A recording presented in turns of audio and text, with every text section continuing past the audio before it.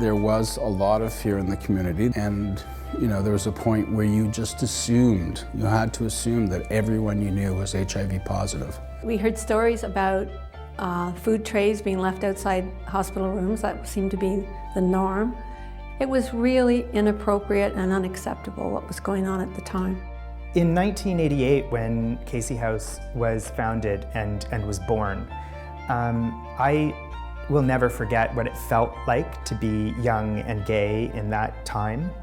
And because I know that fear, because I understand how difficult it was to even talk about AIDS at that time, and yet, amidst all of that fear and all of those obstacles, the people who founded Casey House built Casey House and opened its doors in service to that community. This totally disenfranchised, ignored, adrift, alone community in crisis.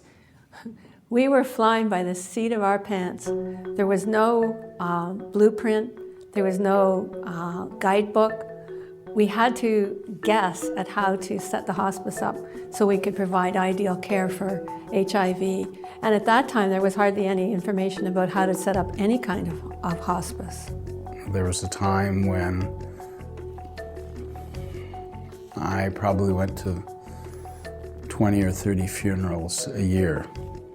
There were no treatments back then. It was nothing about, we couldn't make people live longer. We just had to concentrate on how much time they had and trying to give them the quality of life that they deserve.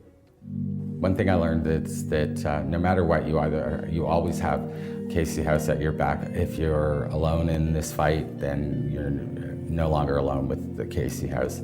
It's a place where you walk in and your family. When my partner was sick and we were using the Casey House community program,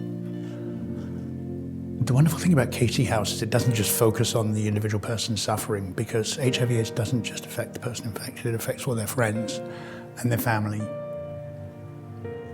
And Casey House supports those people, and being his primary caregiver,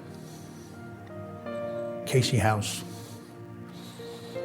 helped me be a tower of strength to him. Otherwise, I think I might have been a house of cards. That's the amazing difference Casey House made in my life, in his life, in our friends, in his family, my family.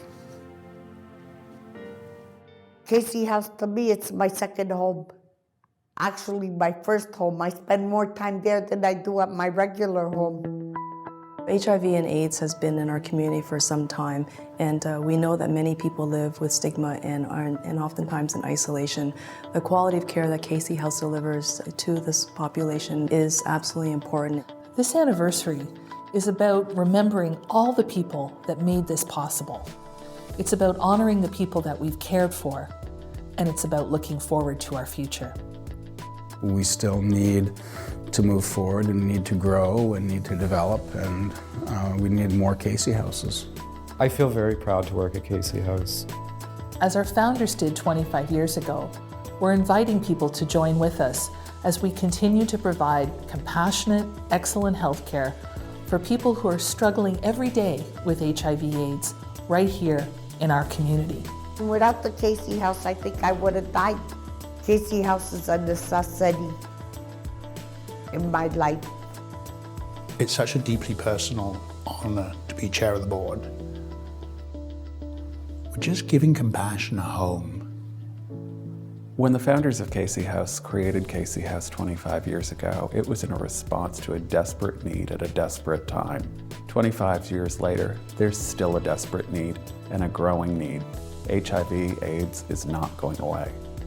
It's no coincidence that the symbol of Casey House is a heart. For me, every single time you walk through the door, the first thing that you see is that heart. It's the kindness, it's the smile that you're greeted with.